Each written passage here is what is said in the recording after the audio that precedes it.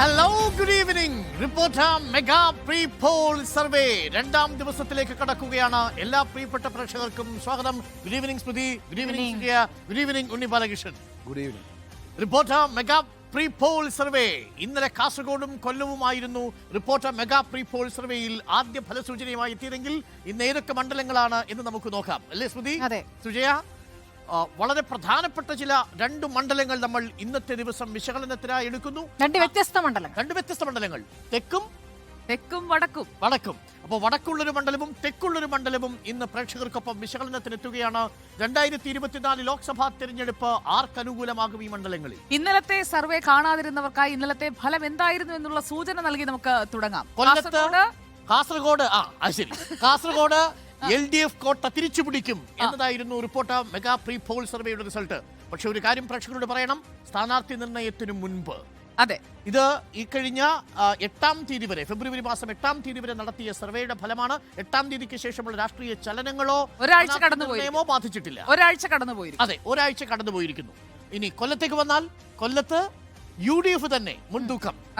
വലിയ വോട്ട് വിഹിതം കൂട്ടാനുള്ള സാധ്യത. അതെ, അപ്പൊ കൊല്ലത്തും കാസർഗോഡിന്റെയും ഫലസൂചനകളാണ് ഇന്നലെ പുറത്തു വന്നത്. അവിടെ അങ്ങനെയാണെങ്കിൽ സിറ്റി MP ആയ പ്രേമചന്ദ്രൻ തുടരും എന്നതാണ് മനസ്സിലാക്കിയിരിക്കുന്നത്. പ്രേമചന്ദ്രൻ MP സ്ഥാനാർത്ഥിയാകുമെന്നുള്ളത് ഏറെക്കുറെ നിശ്ചയിച്ചിരിക്കുന്ന സർവേയോടുള്ള പ്രതികരണവും വന്നു കഴിഞ്ഞു. കറക്റ്റ്. ഇനി നമ്മൾ പോകുന്നത് ഇന്നത്തെ ദിവസത്തിലെ രണ്ട് പ്രധാനപ്പെട്ട മണ്ഡലങ്ങൾ തേടിയാണ്.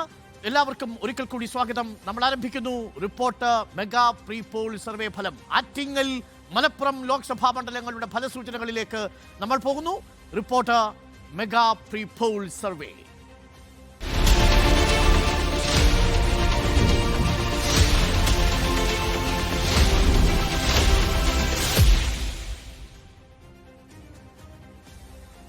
Reporter mega pre poll survey നമുക്ക് ലഭ്യമായ ഒരുപക്ഷെ അടുത്ത കാലത്ത് നടത്തിയ തിരഞ്ഞെടുപ്പ് പഠനങ്ങളിൽ ഏറ്റവും വിപുലമായ സാമ്പിൾ ഉപയോഗിച്ചുകൊണ്ടാണ് നമ്മൾ ഈ പഠനം നടത്തിയിരിക്കുന്നത്. 19,233 വോട്ടർമാരെ നേരിട്ട് കണ്ടാണ് ഈ സർവേ തയ്യാറാക്കിയിരിക്കുന്നത്. അതും 20 ലോക്സഭാ മണ്ഡലങ്ങളിലെ ഓരോ ലോക്സഭാ മണ്ഡലങ്ങളിലെയും 4 നിയമസഭാ മണ്ഡലങ്ങൾ എന്ന നിരക്കിൽ 80 ലോക്സഭാ മണ്ഡലങ്ങളെ നമ്മൾ സിസ്റ്റമാറ്റിക് സാമ്പിളിംഗ് വഴി തിരഞ്ഞെടുത്ത്, സിസ്റ്റമാറ്റിക് റാൻഡം സാമ്പിളിംഗ് വഴി തിരഞ്ഞെടുത്ത് അവിടുത്തെ വോട്ടർ പട്ടികയിൽ നിന്ന് നമ്മൾ തിരഞ്ഞെടുത്ത വോട്ടർമാരെ നേരിട്ട് നമ്മൾ കണ്ടാണ് ഈ ഫലസൂചന പ്രേക്ഷകരിലേക്ക് എത്തിക്കുന്നത്. 28 ഇൻവെസ്റ്റിഗേറ്റർമാർ നടത്തിയ അന്വേഷണത്തിനൊടുവിലാണ് ഈ ഫലങ്ങൾ പ്രേക്ഷകരിലേക്ക് എത്തുക. ഈ വോട്ടർമാർ എല്ലാ വിഭാഗത്തിൽപ്പെട്ടവരുമുണ്ട്. നമുക്ക് സമഗ്രമായി ഒന്ന് കണ്ടുവരാം റിപ്പോർട്ടർ മെഗാ പ്രീ പോൾ സർവേയുടെ രീതിശാസ്ത്രം. രാഷ്ട്രീയ കേരളത്തിന്റെ മനസ്സ് ചികഞ്ഞ് ദിവസങ്ങളോളം നടത്തിയ സാമ്പിൾ ശേഖരണം. 19,223 വോട്ടർമാരുടെ ഉള്ളറിഞ്ഞ സാമ്പിൾ ശേഖരണം. 28 ഫീൽഡ് ഇൻവെസ്റ്റിഗേറ്റേഴ്സ്, 12 ദിവസം 20 ലോക്സഭാ മണ്ഡലങ്ങളിലെ നിയമസഭാ മണ്ഡലങ്ങൾ കേന്ദ്രീകരിച്ച് നടത്തിയ വിവരശേഖരണം. ഏറ്റവും അധികം വോട്ടർമാർ മനസ്സ് തുറന്ന സർവേ. അഭിപ്രായങ്ങൾ രേഖപ്പെടുത്തിയതിൽ 51% സ്ത്രീകളും 49% പുരുഷന്മാരുമാണ്. ഹിന്ദു വിഭാഗത്തിലെ 55% പേരും 26% മുസ്ലിങ്ങളും 19% ക്രൈസ്തവരും സർവേയിൽ പങ്കാളികളായി. ജനുവരി 28 മുതൽ ഫെബ്രുവരി 8 വരെയാണ് മെഗാ പ്രീ പോൾ സർവേ നടന്നത്. Reporter, the complete election channel. അപ്പോൾ നമ്മൾ ആദ്യത്തെ മണ്ഡലത്തിലേക്ക് കടക്കുന്നു. ആറ്റിങ്ങലിന്റെ ചരിത്രം എന്താണെന്ന് പരിശോധിക്കാം. ഇടതുപക്ഷത്തിന് നല്ല അടിത്തറയുള്ള മണ്ഡലങ്ങളിൽ ഒന്നാണ് ആറ്റിങ്ങൽ. പഴയ ചിറയൻ കീഴായിരുന്ന കാലം മുതൽ ഇടതുപക്ഷത്തിന് വ്യക്തമായ മുൻതൂക്കം. 2019 തിരഞ്ഞെടുപ്പിൽ CPM കണക്കൂട്ടൽ മുഴുവൻ തെറ്റിച്ചാണ് 4-ാം അംഗത്തിനിറങ്ങിയ സമ്പത്തിനെ അടൂർ പ്രകാശ് മലർത്തിയടിച്ചത്.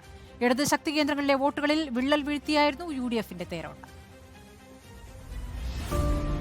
തീരപ്രദേശവും മലയോര മേഖലയും ഒന്നിക്കുന്ന മണ്ഡലം. NSSനും SNDPക്കും മുസ്ലിം നാടാർ വിഭാഗങ്ങൾക്കും ഒരുപോലെ സ്വാധീനം. നിസാരെന്ന് കരുതിയ സ്ഥാനാർത്ഥികൾ കേരള രാഷ്ട്രീയത്തിലെ വമ്പന്മാരെ അട്ടിമറിച്ച രാഷ്ട്രീയ പാരമ്പര്യം. കൂടുതൽ കാലവും ഇടതിനൊപ്പം അടിയുറച്ചു നിന്ന മണ്ഡലം. 1957, 1962, 1967 3 തെരഞ്ഞെടുപ്പുകളിലും CPIMനൊപ്പം MK കുമാരൻ 2 തവണ ജയിച്ച മണ്ഡലത്തിൽ 1967 K അനിരുദ്ധൻ തോൽപ്പിച്ചത് SNDP യോഗത്തിന്റെയും കോൺഗ്രസിന്റെയും അനിഷേധ്യനായ നേതാവും കേരളത്തിന്റെ മുൻ മുഖ്യമന്ത്രിയുമായ R ശങ്കരനെ. കോൺഗ്രസിൽ തലമുറ മാറ്റത്തിന് തുടക്കമായത് ആ തോൽവി എന്നത് ചരിത്രം. 1971 കോൺഗ്രസ് CPI സഖ്യം ഉണ്ടായിരുന്ന കാലത്തിലാണ് ആദ്യമായി ഒരു കോൺഗ്രസ് സ്ഥാനാർത്ഥി ഇവിടെ ജയിക്കുന്നത്. വയലാർ രവി 1980 വരെ മണ്ഡലം കയ്യിലൊതുക്കി. 1980 അബ്ദുൾ റഹീമും 1984 1989 തലേക്കുന്നിൽ ബഷീറും മണ്ഡലം കോൺഗ്രസിനായി കാത്തു. പിന്നീട് 20 വർഷത്തിന് ശേഷം സുശീല ഗോപാലൻ ഇടതുപക്ഷത്തിനു വേണ്ടി ആറ്റിങ്ങൽ തിരിച്ചുപിടിച്ചു. 2014 വരെ സമ്പത്തിലൂടെ ഇടത് വിജയഗാഥ. കഴിഞ്ഞ ലോക്സഭാ തെരഞ്ഞെടുപ്പിൽ അടൂർ പ്രകാശ് ചരിത്രമെല്ലാം പഴങ്കഥയാക്കി. ഒരു തെരഞ്ഞെടുപ്പിലും തോൽക്കാത്ത ചരിത്രം ആറ്റിങ്ങലിലും അടൂർ പ്രകാശ് ആവർത്തിച്ചു. ഭൂരിപക്ഷം 38,247. ആറ്റിങ്ങല് വിജയിക്കാനുള്ള ഏറ്റവും പ്രധാനപ്പെട്ട ഘടകമെന്ന് പറയുന്നത് ഈ കള്ളയോട്ട് കണ്ടെത്തിയതും ആ കള്ളയോട്ട് ചെയ്യിക്കാതിരുന്നതുമാണ് ഏറ്റവും പ്രധാനപ്പെട്ട ഒരു വിജയസാധ്യത എന്നെ സംബന്ധിച്ചിടത്തോളം കണ്ടെത്താൻ കഴിഞ്ഞിട്ടുള്ളത്. അത് ഇപ്പോൾ തന്നെ ഏതാണ്ട് 1,72,000 വോട്ടുകൾ എന്ന് പറയുന്നത് ചെറിയ ഒരു നമ്പറല്ല. 2019 BJPയും ആറ്റിങ്ങലിൽ കരുത്ത് കാട്ടി. 2014 1.5 ലക്ഷത്തിലധികം വോട്ടുകളാണ് ശോഭാ സുരേന്ദ്രൻ നേടിയത്. 10% നിന്ന് 25% BJP വോട്ട് വർദ്ധിപ്പിച്ചു. അടൂർ പ്രകാശിന്റെ സ്വീകാര്യത കഴിഞ്ഞാൽ വർദ്ധിച്ചുവരുന്ന BJP സാന്നിധ്യമാണ് ഇടതുപക്ഷത്തെ ആശങ്ക. 7 നിയമസഭാ മണ്ഡലങ്ങളിലും ഇടത് MLAമാർ. വർക്കല, നെടുമങ്ങാട് മുനിസിപ്പാലിറ്റികളിലും ഇടതു ഭരണത്തിൽ. ഭൂരിപക്ഷം പഞ്ചായത്തുകളും ഭരിക്കുന്നത് LDF തന്നെ. ഒരു MPയുടേതായ ഒരു പ്രവർത്തനം വേണമല്ലോ ഒരു മണ്ഡലത്തെ സംബന്ധിച്ചിടത്തോളം. അത് തീരെ കുറഞ്ഞുപോയ അല്ലെങ്കിൽ തീരെ ഇല്ലാതിരുന്ന ഒരു മണ്ഡലമാണ്, സാന്നിധ്യമില്ലാതിരുന്ന മണ്ഡലമാണ് ആറ്റിങ്ങൽ മണ്ഡലം. അതെവിടെ പോയി ചോദിച്ചാലും ആളുകൾ പറയും. 7 നിയമസഭാ മണ്ഡലങ്ങളിലും LDFന്റെ MLAമാരാണ് ഉള്ളത്. വികസന പ്രവർത്തനങ്ങൾ ജനങ്ങൾ വോട്ട് ചെയ്യുന്നത് അടച്ച് കഴിഞ്ഞ അസംബ്ലി തെരഞ്ഞെടുപ്പിലെ പോലെ തന്നെ വികസന പ്രവർത്തനം ഈ തെരഞ്ഞെടുപ്പിൻ്റെ വിജയം പോലെ തന്നെ പാർലമെന്റിലും അത് വരും. രാഷ്ട്രീയക്കാറ്റിൽ വൻമരങ്ങൾ കടപുഴകിയ മണ്ണാണ്. പ്രവചനാതീതമാണ് വോട്ടർമാരുടെ മനസ്സ്. ഇനി ആറ്റിങ്ങലിന് ചരിത്രമുണ്ടല്ലേ ഉണ്ണി ബാലകൃഷ്ണൻ? ഇടത് കോട്ടയാണ് നമ്മൾ ഈ സ്റ്റോറിയിൽ പറഞ്ഞതുപോലെ. അതെ, 5 CPM MLAമാർ, 2 CPI MLAമാർ, അങ്ങനെ 7 മണ്ഡലങ്ങളും ആ കോൺസ്റ്റിറ്റ്യുവൻസിയിൽ ഇടതുപക്ഷത്തിന്റെ ആധിപത്യം. ഒപ്പം തന്നെ 2 മുനിസിപ്പാലിറ്റികളും ഇടതുപക്ഷം ഭരിച്ചുകൊണ്ടിരിക്കുന്നു. അപ്പോൾ ആ അർത്ഥത്തിൽ ആറ്റിങ്ങൽ എക്കാലവും ഇടതുപക്ഷത്തിന്റെ ഒരു കോട്ടയായിരുന്നു. വലിയ അട്ടിമറി വിജയമാണ് 2019 സംഭവിക്കുന്നത് അടൂർ പ്രകാശിനെ ഇറക്കിക്കൊണ്ട്. അത് വലിയ ഭാഗ്യപരീക്ഷണമാണ് നടത്തിയിരുന്നത്. പിന്നെ അടൂർ പ്രകാശിന്റെ ഒരു പ്രത്യേകത എന്ന് പറയുന്നത് നല്ല ഇലക്ഷൻ മാനേജറാണ്. എങ്ങനെയാണ് ഒരു ഇലക്ഷൻ തനിക്ക് അനുകൂലമാക്കേണ്ടതെന്ന് നന്നായി അറിയുന്നയാളാണ് അടൂർ പ്രകാശ്. അതിന്റെ ഒരു വിജയമാണ് യഥാർത്ഥത്തിൽ 2019 ഉണ്ടായത്. അതൊരു ചെറിയ ഭൂരിപക്ഷത്തിനായിരുന്നു എന്നുകൂടി ഓർക്കണം. വലിയ UDF തരംഗമുണ്ടായിട്ടും ഏതാണ്ട് 38,000 വോട്ടിന്റെ ഭൂരിപക്ഷം മാത്രമേ സമ്പത്തിന് നേരെ അടൂർ പ്രകാശ് നേരാൻ കഴിഞ്ഞുള്ളൂ. അതിന്റെ ഒരു കാരണം സമ്പത്തിനെതിരായ വികാരം കൂടിയാണ്. സമ്പത്ത് 4ാമത്തെ തവണയാണ് അവിടെ മത്സരിക്കുന്നത്. മാത്രമല്ല മൊത്തമുള്ള ആറ്റിങ്ങലിന്റെ ചരിത്രം പരിശോധിച്ചാൽ 10 തവണയും ഇടതിനോടൊപ്പം നിന്നു എന്നുള്ളതാണ്. 6 തവണ മാത്രമാണ്. അതായത് 50%-ലധികം സ്ട്രൈക്ക് റേറ്റ് ഉണ്ട് അവിടെ CPM-ന് ഇടതുപക്ഷത്തിന് എന്നുള്ളതാണ് ആറ്റിങ്ങലിന്റെ മൊത്തം രാഷ്ട്രീയ സ്വഭാവം. അവിടെ BJP മുന്നേറ്റം കാഴ്ചവെച്ചു.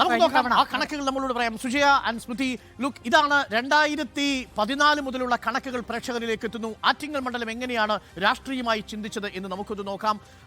2014 UDF-ന്റെ വോട്ട് പെർസെൻറ്റേജും LDF-ന്റെ വോട്ട് പെർസെൻറ്റേജും തമ്മിലുള്ള വ്യത്യാസം. 2014 LDF, അതായത് സമ്പത്ത് വിജയിച്ചു കയറുന്നത് 45.67% വോട്ട് വിഹിതവുമായാണ്. എന്നാൽ 2019 ലോക്സഭാ തെരഞ്ഞെടുപ്പ് ആകുമ്പോഴേക്കും നേരത്തെ ഉണ്ണി ബാലകൃഷ്ണൻ സൂചിപ്പിച്ചതുപോലെ അടൂർ പ്രകാശിന് മുന്നിൽ സമ്പത്തിന്റെ, അതായത് ഇടതുമുന്നണിയുടെ വോട്ട് വിഹിതം 45-ൽ നിന്ന് കുത്തനെ കുറയുന്നു. 34%, 11% ഡിപ്പ് ഉണ്ടാവുന്നു.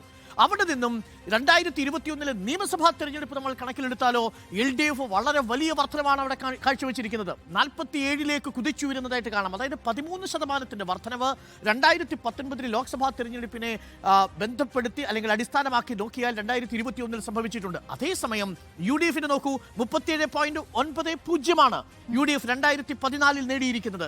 അത് 37.91 വർദ്ധിക്കുന്നതായിട്ട് കാണാം.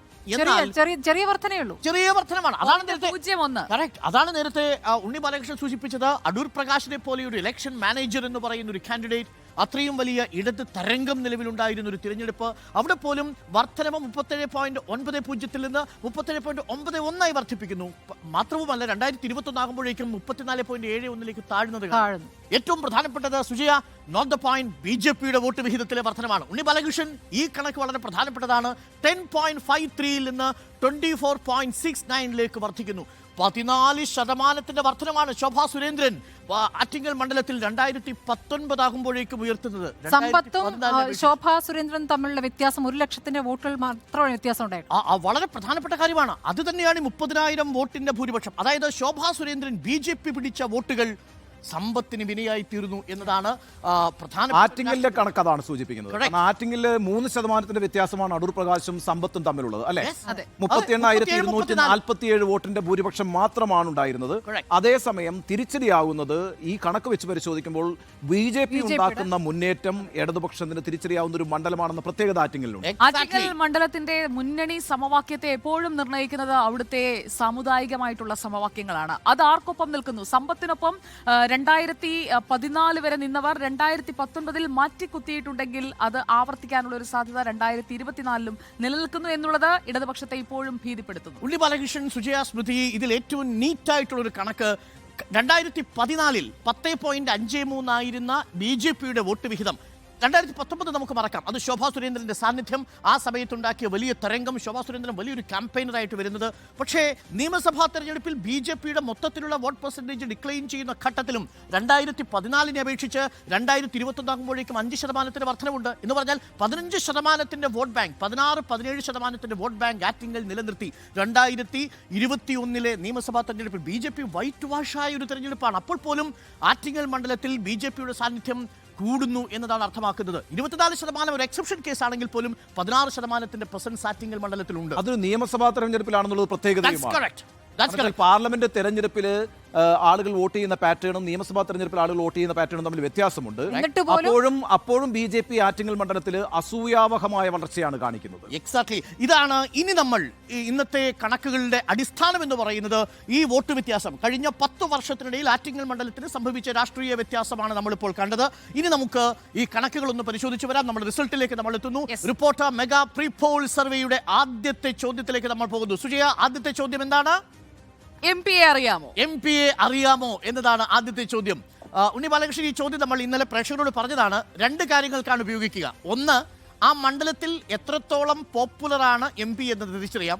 2, അവിടുത്തെ ജനങ്ങളുടെ രാഷ്ട്രീയ സാക്ഷരതയും നമുക്കറിയാം. MP MLA തമ്മിൽ മാറിപ്പോകാനുള്ള സാധ്യതയുണ്ട് സാധാരണ ജനങ്ങളെ സംബന്ധിച്ചിടത്തോളം. പക്ഷേ കേരളത്തിൽ അങ്ങനെ ഒരു സാഹചര്യം ഇല്ലാത്തതുകൊണ്ട് നിശ്ചയമായും കേരളം രാഷ്ട്രീയ സാക്ഷരതയുള്ള ഒരു സംസ്ഥാനം എന്നുള്ള നിലയ്ക്ക് അവിടെ ഒരു ഒരു ഒരു എന്താ പറയാ അത്ഭുതങ്ങളൊന്നും പ്രതീക്ഷിക്കേണ്ടതില്ല.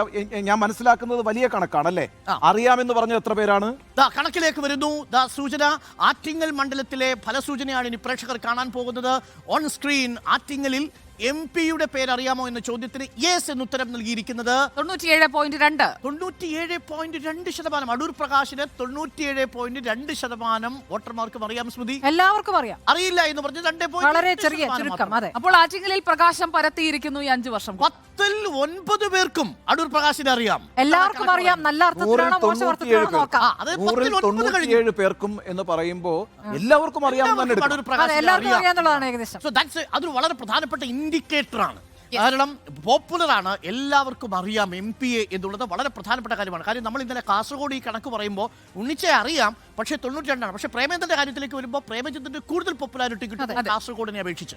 ഇനി നമ്മൾ രണ്ടാമത്തെ ചോദ്യത്തിലേക്ക് പോകുന്നു. Question number 2. സ്മൃതി, നിങ്ങളുടെ ലോക്സഭാംഗത്തിന്റെ പ്രവർത്തനത്തെ എങ്ങനെ വിലയിരുത്തുന്നു? അതായത് സുജയ, നമ്മൾ ആ ചോദ്യം ചോദിച്ചത് MP-യുടെ പെർഫോമൻസ് എന്താണ്, MP-ക്ക് മാർക്ക് ഇടുന്നു. അറിയുന്നതും ഇതും തമ്മിൽ എങ്ങനെയാണ് കണക്ക് താരതമ്യം ചെയ്യാൻ ഉണ്ടാവുന്നത്? ഒന്ന്, MP-യെ അറിയുന്നു, അത്രേ ഉള്ളൂ. നിങ്ങൾക്ക് അറിയാം, MP അറിയാം. പക്ഷെ രണ്ടാമത് MP-യുടെ പ്രവർത്തനം നിങ്ങൾക്ക് എങ്ങനെ ഫീൽ ചെയ്യുന്നു എന്നുള്ളതാണ്. അസസ്മെന്റ് ആണ്, ഒരു ഇവാലുവേഷൻ ആണ്. അപ്പോൾ MP-യെ എങ്ങനെയാണ് മണ്ഡലത്തിലെ വോട്ടർമാർ വിലയിരുത്തുന്നത്? അടൂർ പ്രകാശിന്റെ പ്രകടനത്തെ വോട്ടർമാർ വിലയിരുത്തുന്നത് എങ്ങനെയാണ്? Answer on screen. Adoor Prakash MP-യുടെ പ്രവർത്തനത്തെ എങ്ങനെയാണ് വോട്ടർമാർ വിലയിരുത്തുന്നത്? വളരെ മികച്ചത് 5% പറയുന്നു.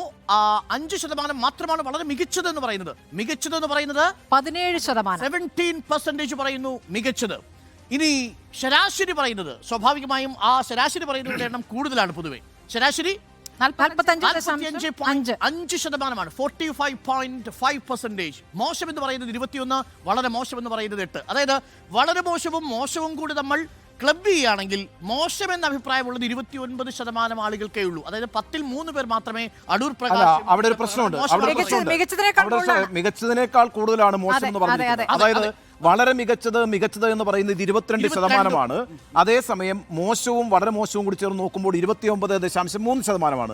അതായത് അടൂർ പ്രകാശ് അവിടെ ആന്റി ഇൻകംബൻസി നേരിടുന്നുണ്ട് എന്നാണ്. പക്ഷെ അവിടെ ഒരു ആ കാൽക്കുലേഷനിലേക്ക് പോകണമെന്നുണ്ടെങ്കിൽ ഞാൻ മനസ്സിലാക്കിയിരിക്കുന്നത് ഉണ്ണി ബാലകൃഷ്ണൻ ശരാശരി എന്ന് പറയുന്നത് പ്രധാനപ്പെട്ട ഘടകമാണ്. അതെ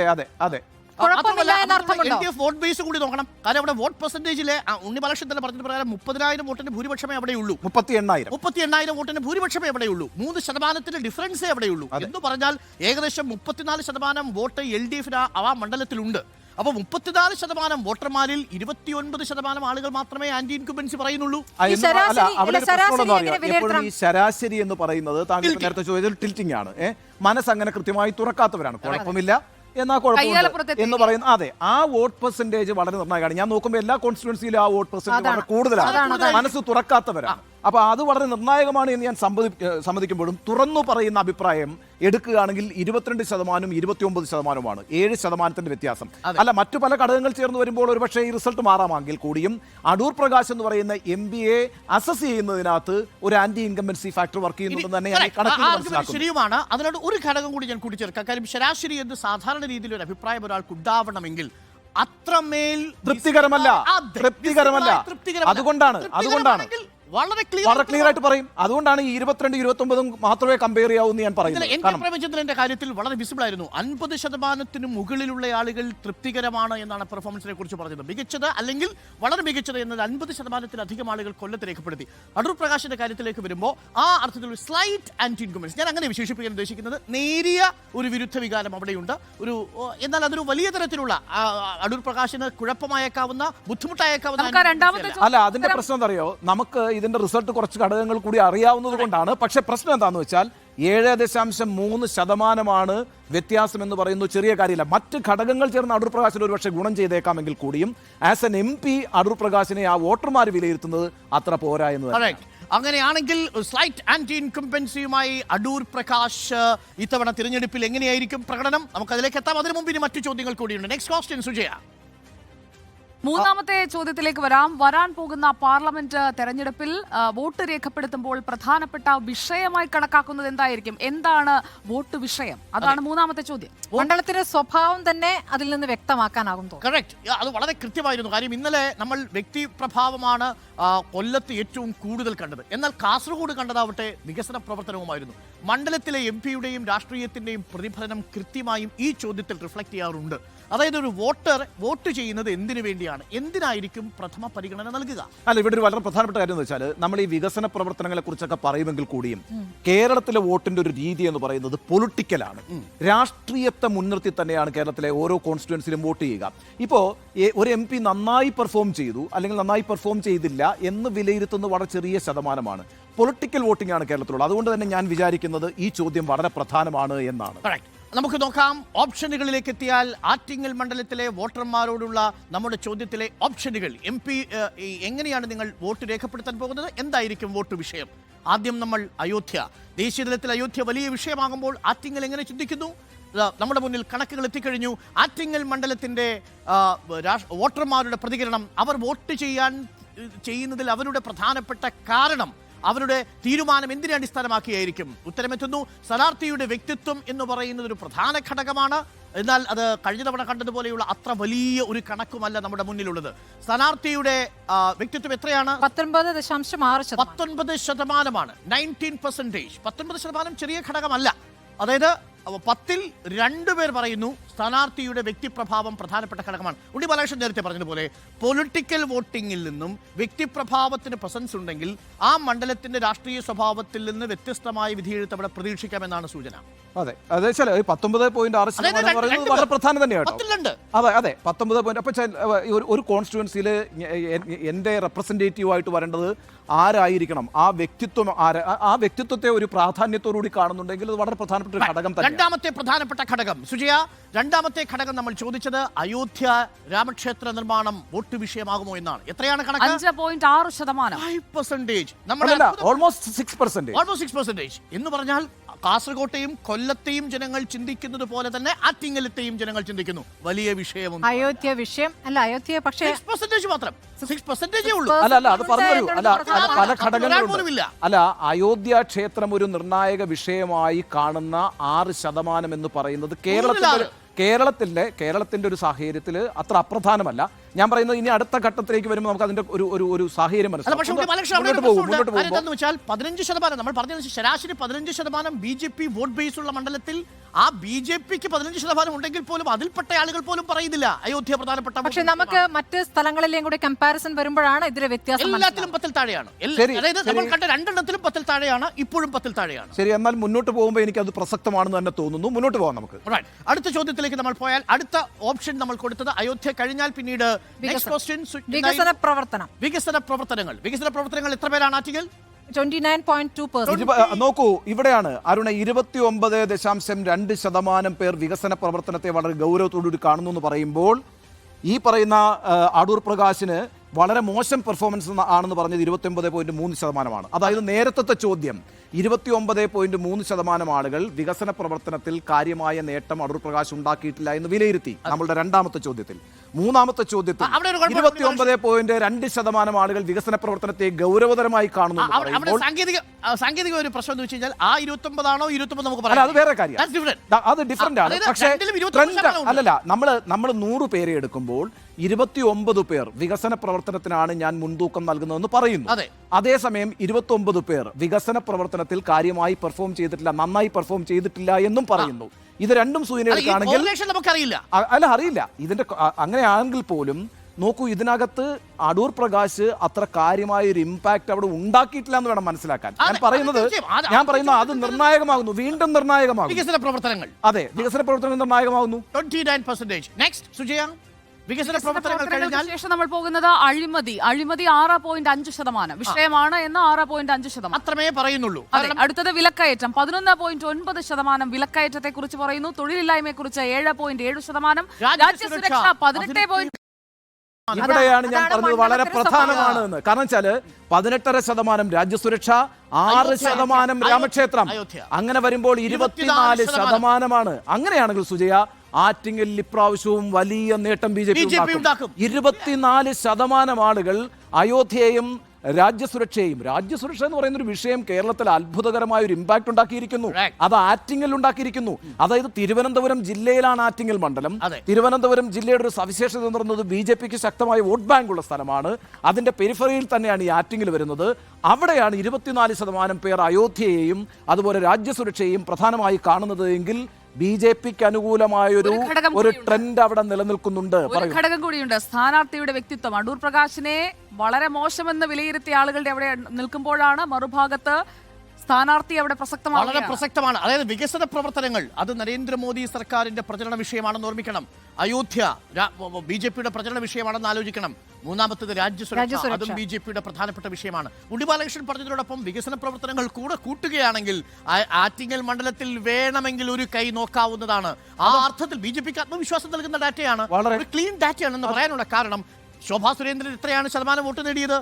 24% ആണ്. ആ 24% ഇപ്പോൾ രാജ്യസുരക്ഷയും അയോധ്യയും മാത്രം ഈ തെരഞ്ഞെടുപ്പിൽ പ്രധാനപ്പെട്ട വോട്ട് വിഷയമാകുമെന്ന് കരുതുന്ന ആളുകളും ഉള്ളത്. ആ വോട്ട് ബാങ്ക് അവിടെ ഇൻടാക്ട് ആണ്. ആ വോട്ട് ബാങ്ക് ഇപ്പോൾ പറഞ്ഞു കേൾക്കുന്ന പേര് വി മുരളീധരന്റേതാണ്. അങ്ങനെ അതിശക്തമായ പറഞ്ഞു കേൾക്കുന്ന പേരല്ല, വി മുരളീധരൻ തന്നെയാണ് അവിടെ മത്സരിക്കുക. രാജീവ് ചന്ദ്രശേഖരും ആറ്റിങ്ങലിൽ വി മുരളീധരനും വരുന്നതോടുകൂടി തലസ്ഥാനത്ത് 2 കേന്ദ്രമന്ത്രിമാർ ഒറ്റ ജില്ലയിൽ മത്സരിക്കുന്നു. 2 കേന്ദ്രമന്ത്രിമാർ ഒറ്റ ജില്ലയിൽ മത്സരിക്കുന്നു. വളരെ പ്രധാനമാണ്. മറ്റൊരു പ്രധാനപ്പെട്ട കാര്യം, അടൂർ പ്രകാശിന് അല്പം അപകടം മണക്കുന്നുണ്ട്. അവിടെ ഇപ്പോൾ 1 ലക്ഷത്തോളം കള്ള വോട്ടർമാർ വന്നുകൂടിയിട്ടുണ്ട് എന്നൊരു പരാതി അദ്ദേഹം തെരഞ്ഞെടുപ്പ് കമ്മീഷന് ഈ അടുത്ത ദിവസമാണ് നൽകിയത്. 2019 സമാനമായിരുന്നു. കള്ളവോട്ട് തേടിയുള്ള ഒരു 3 മാസത്തെ യത്നം തന്നെ അദ്ദേഹം മാത്രമല്ല ആ സോഫ്റ്റ്വെയർ 20 ലക്ഷം രൂപയോളം മറ്റുള്ള ഒരു സോഫ്റ്റ്വെയർ ഉപയോഗിച്ചാണ് ഓരോ മണ്ഡലത്തിലെയും കള്ള വോട്ടർമാരെ ഡിസേൺ ചെയ്ത് മാറ്റിയെടുത്ത് ആ വോട്ടർ പട്ടിക തന്നെ അവർ ശുദ്ധമാക്കിയത്. അതാണ് അടൂർ പ്രകാശിന്റെ കാര്യത്തിൽ ഒരു കാര്യം കൂടി പറയാൻ, ഞാൻ അടൂർ പ്രകാശ് നല്ല സമ്പന്നനായ ഒരു സ്ഥാനാർത്ഥിയാണെന്ന് നല്ല ഇലക്ഷൻ മാനേജറുമാണ്, സമ്പന്നനായ സ്ഥാനാർത്ഥിയുമാണ്. അടൂർ പ്രകാശിനെ അണ്ടർ എസ്റ്റിമേറ്റ് ചെയ്യണം. ചില ഘടകങ്ങൾ അടൂർ പ്രകാശിനെതിരായിട്ട് ആ മണ്ഡലത്തിൽ വർക്ക് ചെയ്യുന്നത് സ്വാഭാവികമാണ്. ബൂത്ത് തലത്തിൽ മുതൽ താഴേക്ക് വളരെ കൃത്യമായ അച്ചടക്കത്തോടുകൂടി സാമ്പത്തിക വിതരണം നടത്തുന്ന ഒരു ഇലക്ഷൻ മാനേജർ ഇടനിലക്കാരനെ ഏൽപ്പിച്ചുകൊണ്ടല്ല ഒന്നുമല്ല. അവിടെ സമുദായ വോട്ട് പ്രധാനപ്പെട്ട ഘടകമാണ്. അവിടെ 60% ഈഴവ വോട്ടുണ്ട്. ഉണ്ട്. ഇനി വളരെ പ്രധാനപ്പെട്ട ചോദ്യത്തിലേക്ക് നമ്മൾ പോകുന്നു. ഈ തെരഞ്ഞെടുപ്പിന് ശേഷം പ്രധാനമന്ത്രിയായി കാണാൻ നിങ്ങൾ ആരെയാണ് ആഗ്രഹിക്കുന്നത് എന്ന ചോദ്യത്തിലേക്ക് കൂടി നമ്മൾ പോകുന്നു. മണ്ഡലത്തിന്റെ രാഷ്ട്രീയ സ്വഭാവം ഏറെക്കുറെ വ്യക്തമാകുന്ന ഒരു ചോദ്യമാണത്. ആ ചോദ്യത്തിലേക്ക് നമ്മൾ എത്തിയാൽ ഉത്തരമെത്തുന്നു. ദാ നോക്കൂ, ഈ മണ്ഡലം ആറ്റിങ്ങൽ മണ്ഡലത്തിൽ പ്രധാനമന്ത്രിയായി ആര് വരണം എന്നാണ് ആഗ്രഹിക്കുന്നത് എന്ന ചോദ്യത്തിന്റെ ഉത്തരം രാഹുൽ ഗാന്ധി 36.3%, നരേന്ദ്രമോദി 44.7%. നോക്കൂ, അടുത്തത് അതായത് അയോധ്യ ക്ഷേത്രത്തിന് വോട്ട്, രാജ്യരക്ഷയ്ക്ക് വോട്ട്, നരേന്ദ്രമോദി പ്രധാനമന്ത്രി ആഗ്രഹിക്കുന്നത് 44% പേര്. രാഹുൽ ഗാന്ധിയേക്കാൾ അതാണ് രാഹുൽ ഗാന്ധി 36 കോട്ടയായിരുന്നു. അതെ, പക്ഷെ അപ്പോഴും 36.3% ആളുകൾ രാഹുൽ ഗാന്ധി പ്രധാനമന്ത്രിയാകണമെന്ന് ആഗ്രഹിക്കുന്നത് അടൂർ പ്രകാശിന് അഡ്വാൻറ്റേജ് തന്നെയാണ്. നോക്കൂ, ഈ പറയുന്ന 1 ലക്ഷം 1.5 ലക്ഷം വോട്ടിന്റെ വ്യത്യാസം, ഇപ്പോൾ 1.5 ലക്ഷത്തിലേറെ വോട്ടിന്റെ വ്യത്യാസം അടൂർ പ്രകാശും ശോഭാ സുരേന്ദ്രനും തമ്മിലുണ്ട്. എങ്കിലും ഈ 3 ഫാക്ടർ മാത്രമാണ് ഈ പറയുന്ന പിന്നെ BJPക്ക് അനുകൂലമായി അവിടെ വർക്ക് ചെയ്തിരിക്കുന്നത്. ഇപ്പോൾ അതായത് ഫാക്ടർ കൂടിയുണ്ട്. മണ്ഡലത്തിൽ സിറ്റിംഗ് MP അടൂർ പ്രകാശിനേക്കാളും കഴിഞ്ഞ 2 വർഷമായി സജീവമാണ് NDAയുടെ സ്ഥാനാർത്ഥിയാകാൻ സാധ്യതയുള്ള വി മുരളീധരൻ. പക്ഷേ ശോഭാ സുരേന്ദ്രൻ പിടിച്ച വോട്ട് മുരളീധരൻ പിടിക്കണം. അതാണ് ബേസ് ആയിട്ടുള്ള അതിനേക്കാളും മോളിൽ പിടിക്കണം. 24 കൂടുതൽ വേണം. 35, 37%, 13%. അല്ല, ഓൾറെഡി 37% വോട്ടോടുകൂടിയാണ് അടൂർ പ്രകാശ് വിജയിച്ചിരിക്കുന്നത്. 34% വോട്ടാണ് തൊട്ടടുത്ത് സമ്പത്തിനുണ്ടായിരുന്നത്.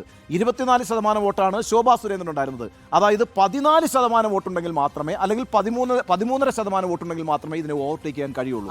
അത്രയും വലിയ ജമ്പ് ഈ അയോധ്യ ക്ഷേത്രം, അതുപോലെ രാജ്യസുരക്ഷ, നരേന്ദ്രമോദിയിലുള്ള വിശ്വാസം, ഈ 3 ഘടകങ്ങൾ ചേർന്നുണ്ടാക്കുമോ എന്നുള്ളതാണ് പ്രധാനപ്പെട്ട. പറഞ്ഞൊരു ഘടകം കൂടിയുണ്ട്. അവിടെ 60% ഈഴവ വോട്ടുണ്ട്. ED-JS അവിടെ എന്ത് റോൾ വഹിക്കാൻ കഴിയും? ഈഴവ വോട്ട് എന്ന് പറയുന്ന അടിസ്ഥാനപരമായി CPM വോട്ട് ബാങ്കാണ്. ഒരു സംശയം അക്കാര്യത്തിലുണ്ട്. അത് തന്നെയാണ് ഇപ്രാവശ്യം 2021 നിയമസഭാ തെരഞ്ഞെടുപ്പില് ഈ 7 മണ്ഡലങ്ങളും ഇടതുപക്ഷം പിടിക്കുന്നത് ആ വോട്ട് ബാങ്കിന്റെ സ്വാധീനത്തിൽ തന്നെ. ഇതിൽ പറയുന്ന മറ്റു പേരുകൾ ഏതൊക്കെയാണ്? മല്ലികാർജുൻ ഖാർഗെ 2.3%. മല്ലികാർജുൻ ഖാർഗെ 2.3%. അതെ. തരൂരിന് 10%. നോക്കൂ, രാഹുൽ ഗാന്ധി 36 പ്ലസ് ശശി തരൂർ 10, രണ്ടും കൂടെ കൂട്ടിയാൽ 46%, 46%.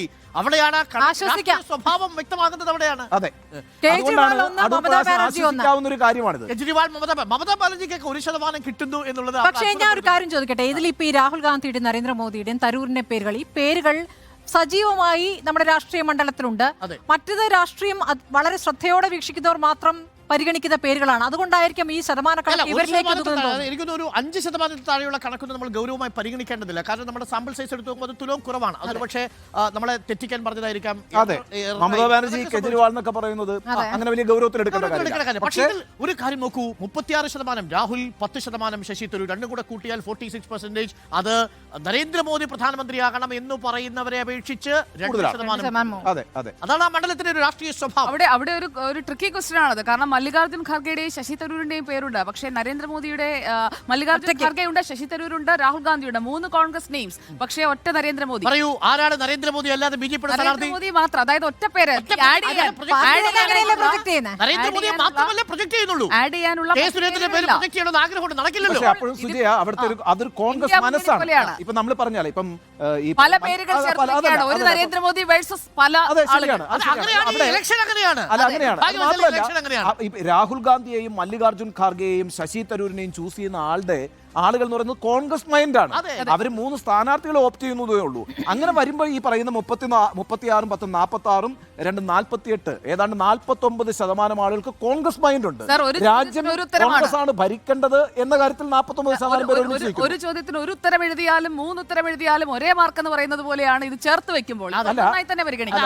അതിനതിന്റെ രാഷ്ട്രീയം സുജയ്, ഞാനതാ പറഞ്ഞത്, അത് കോൺഗ്രസ് മൈൻഡ് ആണെന്നാണ് പറയുന്നത്. ഇപ്പം മല്ലികാർജുൻ ഖാർഗെയെ തെരഞ്ഞെടുത്തോളൂ, അല്ലെങ്കിൽ ശശി തരൂർ രാഹുൽ ഗാന്ധിയെ തെരഞ്ഞെടുത്തോളൂ, പക്ഷേ അതിനകത്തൊരു കോൺഗ്രസ് മൈൻഡ് ഉണ്ട്. അത് കുറച്ചുകൂടി വ്യക്തമായി ഇങ്ങനെ വേണമെങ്കിൽ പറയാം, നരേന്ദ്രമോദിയെ ഇഷ്ടപ്പെടുന്ന ഒരു കോൺഗ്രസ്സുകാരൻ ഉണ്ടാവാം, പക്ഷേ രാഹുൽ ഗാന്ധി പ്രധാനമന്ത്രിയാകണമെന്ന് ആഗ്രഹിക്കുന്ന ഒരു BJP-കാരൻ ഉണ്ടാകുമെന്ന് ഈ ഘട്ടത്തിൽ പറയാൻ സാധിക്കും. മാത്രമല്ല ഈ പറയുന്ന രാഹുൽ ഗാന്ധിയോ മല്ലികാർജുൻ ഖാർഗെയോ ശശി തരൂരോ ഇന്ത്യയുടെ പ്രധാനമന്ത്രിയാകണമെന്ന് ആഗ്രഹിക്കുന്ന ഒരാൾ പോയിട്ട് ഒരിക്കലും BJP-ക്ക് വോട്ട് ചെയ്യില്ല.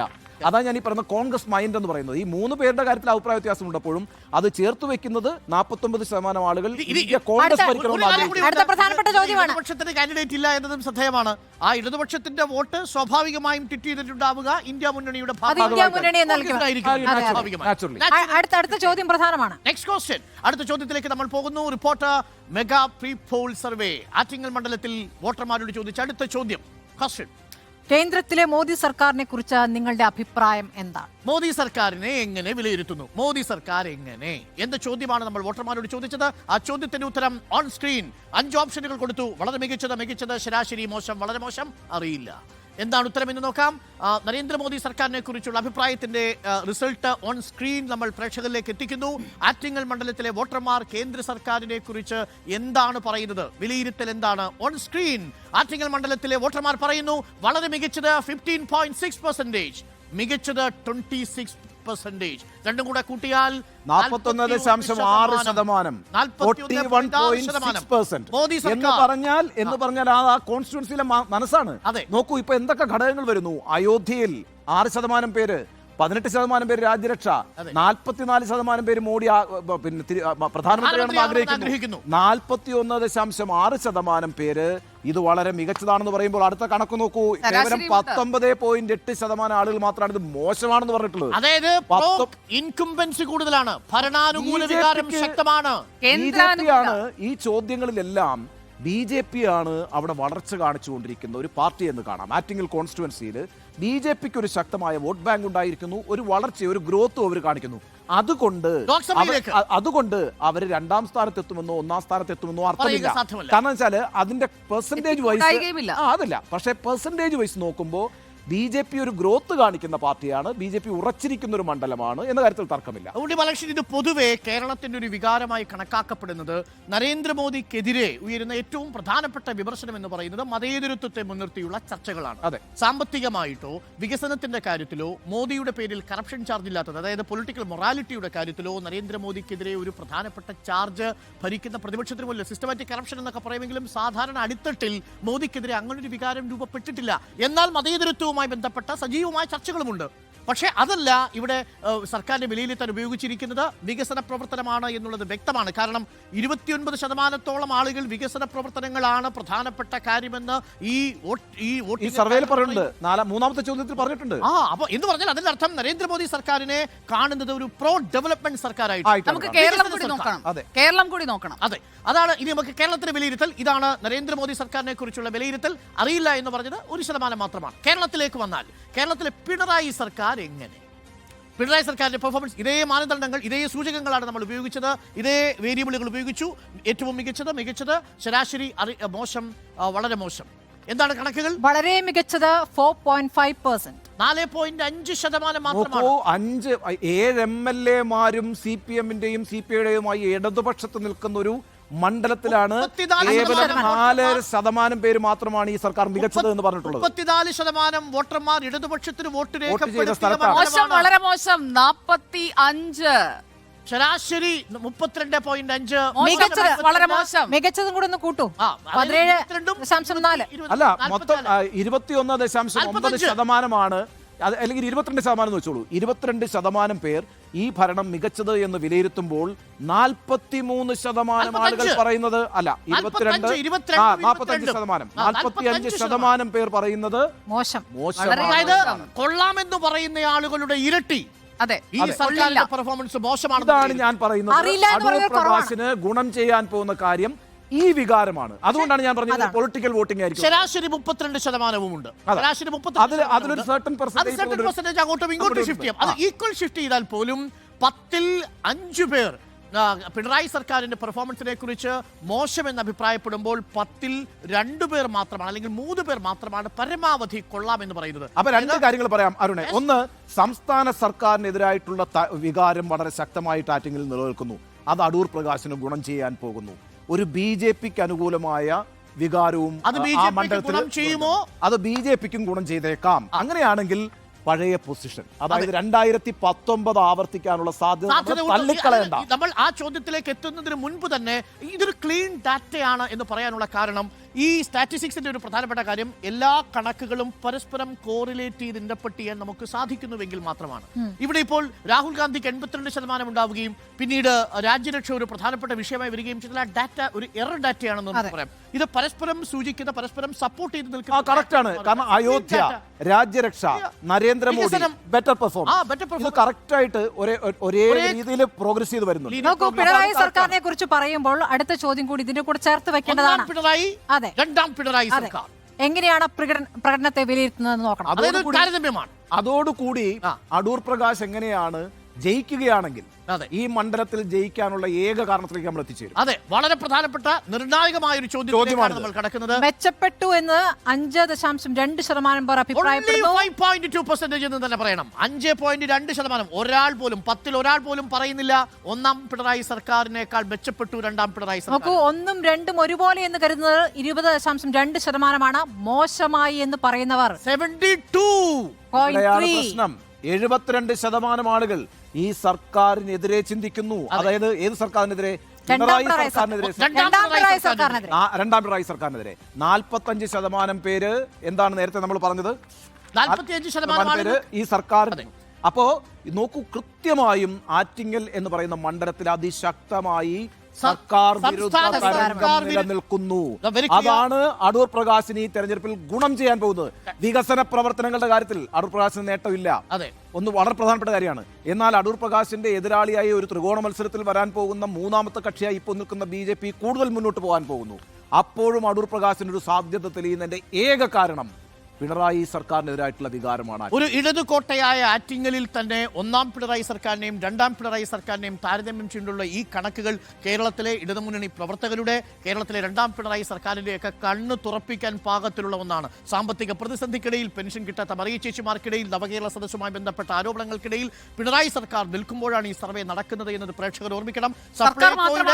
സപ്ലൈകോ വില വർധന ഇന്നാണ് വരുന്നത്. ഇന്നത്തെ ദിവസമല്ല സർവേ നടന്നിരിക്കുന്നത്. ഇനി ഈ സപ്ലൈകോ വില വർധന കൂടി വരുമ്പോൾ എത്രയാണ് ഭക്ഷ്യമന്ത്രി MLA ആയിരിക്കുന്ന മണ്ഡലവും ഉൾപ്പെടുന്നത് നെടുമങ്ങാട് ഉൾപ്പെടുന്നത് ഇവിടെയാണ്. ഭക്ഷ്യവകുപ്പ് മന്ത്രിയുടെ മണ്ഡലം ഉൾപ്പെടുന്നതും ഈ പാർലമെന്റ് കോൺസ്റ്റിറ്റ്യൂഷൻ. നമുക്ക് അടുത്ത ചോദ്യം വളരെ പ്രധാനപ്പെട്ടതാണ്. സർക്കാർ മാത്രമാണോ മോശം? അതെ, അപ്രതിപക്ഷത്തിന്റെ കണക്ക് കൂടി നമ്മൾ എടുത്തു.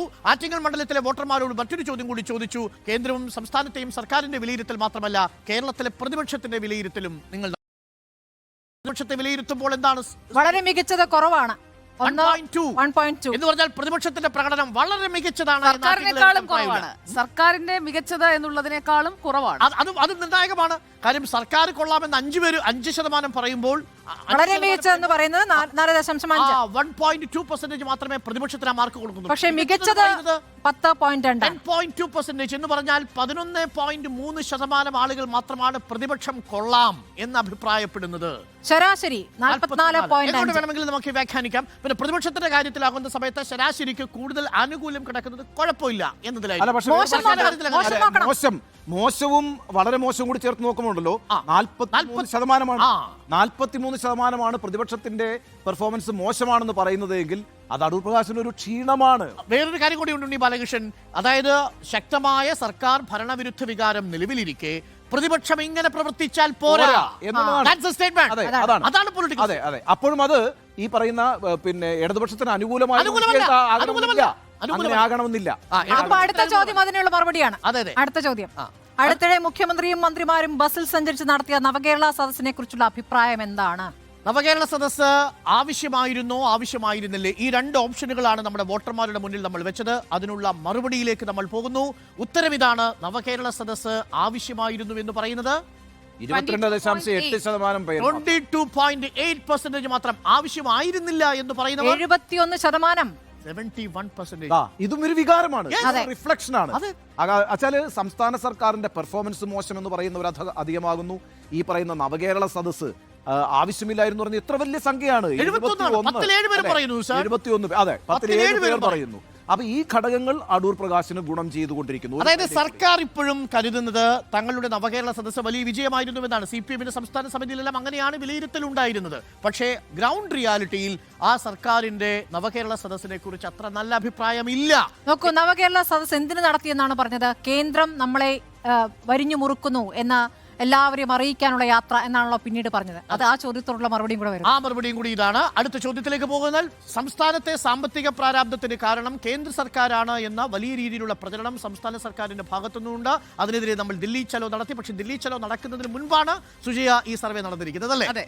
അപ്പോൾ അതുകൊണ്ട് തന്നെ സംസ്ഥാനത്തെ സാമ്പത്തിക പ്രതിസന്ധിക്ക് കാരണം ആരാണ് എന്ന ചോദ്യത്തിന്റെ ഉത്തരം സുജയ വളരെ പ്രധാനപ്പെട്ട കണക്കാണ്. നമ്മൾ രണ്ടേ ഓപ്ഷനേ ചോദിച്ചിട്ടുള്ളൂ. ഒന്ന് സംസ്ഥാന സർക്കാർ, അതല്ലെങ്കിൽ കേന്ദ്രം. സംസ്ഥാന സർക്കാരിന്റെ പരാജയം എന്ന് അഭിപ്രായപ്പെടുന്നത് നോക്കൂ, 46.8%. അതൊരു വലിയ ഫിഗറാണ്. കേന്ദ്ര സർക്കാർ നയങ്ങൾ എന്ന് പറയുന്നത് ഏറെക്കുറെ പകുതിയോളം ആളുകളാണ്. തിരിച്ചടി, അതിശക്തമായ തിരിച്ചടി, വീണ്ടും സർക്കാർ വിരുദ്ധ തരംഗം. അതായത് സംസ്ഥാന സർക്കാരിനെ ഞെരുക്കുകയാണ് കേന്ദ്രം എന്ന് പറഞ്ഞുകൊണ്ട് നവകേരള സദസ്സ് നടത്തിയത് അനാവശ്യമായിരുന്നു എന്ന് പറയുന്ന 71%. അതുകൂടാതെ എന്താണോ സംസ്ഥാന സർക്കാരിന്റെ ആർഗ്യുമെന്റ്, ഞങ്ങളെ കേന്ദ്രം ഞെരുക്കുന്നു എന്നുള്ളതാണ്. പക്ഷേ സംസ്ഥാനമാണ് ഉത്തരവാദി എന്ന് പറയുന്നത് എത്രയാണ്? 46.8%. പോരാ എന്ന് പറയുന്ന എത്ര പേരാണ്? 45%. കോൺസ്റ്റിറ്റ്യുവൻസിയിൽ പ്രതിപക്ഷം എന്തായാലും ആറ്റിങ്ങൽ കോൺസ്റ്റിറ്റ്യുവൻസിയിൽ പിണറായി സർക്കാരിനെതിരെ പിണറായി സർക്കാർ മുന്നോട്ട് വയ്ക്കുന്ന ഈ പറയുന്ന കേന്ദ്രവിരുദ്ധ ആരോപണങ്ങൾക്കെതിരെ നവകേരള സദസ്സിനെതിരെയൊക്കെ ശക്തമായൊരു വികാരം നിലനിൽക്കുന്നു എന്നുള്ളതാണ് അടൂർ പ്രകാശിന്റെ പെർഫോമൻസിനേക്കാൾ അടൂർ പ്രകാശ് പ്രതിപക്ഷം ഉന്നയിച്ചിട്ടുള്ള പ്രധാനപ്പെട്ട വിഷയം തന്നെയാണത്. അത് ജനങ്ങൾ ആ രീതിയിലാണ് മനസ്സിലാക്കിയിട്ടുള്ളത്. പ്രതിപക്ഷം പക്ഷേ പറയുന്നത് സംസ്ഥാന സർക്കാരിന്റെ പരാജയവും കേന്ദ്ര സർക്കാരിന് തുല്യം എന്ന രീതിയിലാണ് കണക്കാക്കുന്നത്. പക്ഷെ ആ തുല്യം എന്ന് പോലും കണക്കാക്കുന്നില്ല. അതാണ് ഈ കണക്ക് പറയുന്നത്. 26% കേന്ദ്ര സർക്കാർ എന്ന് പറയുമ്പോൾ ഇരട്ടിയാണ് പറയുന്നത് സംസ്ഥാന സർക്കാരിന്റെ പരാജയമാണെന്ന്. എന്ന് പറഞ്ഞാൽ 10-ൽ 2 പേർ കേന്ദ്ര സർക്കാരിനെ പഴിക്കുമ്പോൾ 10-ൽ 4 പേർ സംസ്ഥാന സർക്കാരിനെ പഴിക്കുന്നു.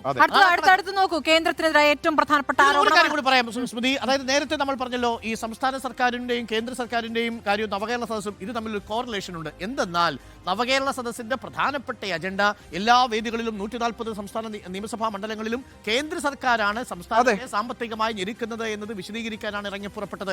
ആ വിശദീകരണം പരാജയപ്പെട്ടു. അത് തള്ളിക്കളഞ്ഞു എന്നുള്ളതാണ്. അല്ല, അത് തള്ളിക്കളഞ്ഞത് കൊണ്ടാണ് നവകേരള സദസ്സിനെതിരെ 71% ആളുകൾ ഇപ്പോൾ പ്രതികരിച്ചിരിക്കുന്നത്. എന്ന് മാത്രമല്ല സംസ്ഥാനമാണ് ധനപ്രതിസന്ധിക്ക് ഉത്തരവാദി എന്ന് പറയുന്ന ഒരു 46%.